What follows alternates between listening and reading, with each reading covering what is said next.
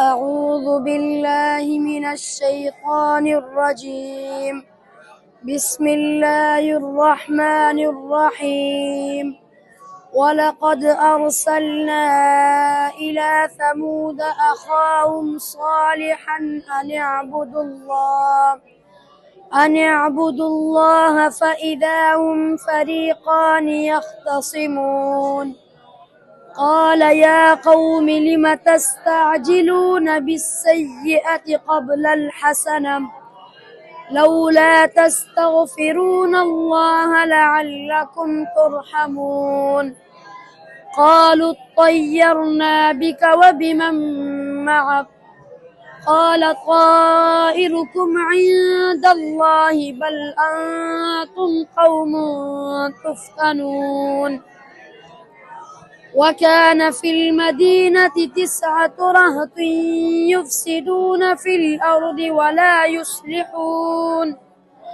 قالوا تقاسموا بالله لنبيتنه وأهله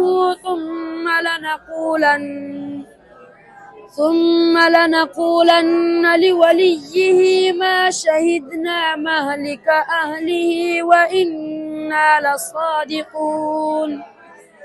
ومكروا مكرا ومكرنا مكرا وهم لا يشعرون. فانظر كيف كان عاقبة مكرهم أنا دمرناهم وقومهم أجمعين. فتلك بيوتهم خاوية بما ظلموا إن في ذلك لآية لقوم يعلمون. وأنجينا الذين آمنوا وكانوا يتقون. ولوطا إذ قال لقومه أتأتون الفاحشة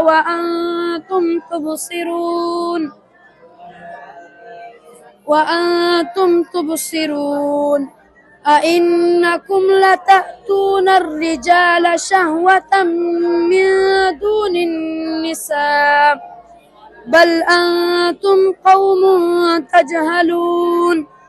فما كان جواب قومه إلا أن قالوا أخرجوا آل لوط من قريتكم إنهم أناس يتطهرون. فأنجيناه وأهله إلا امرأته قدرناها من الغابرين.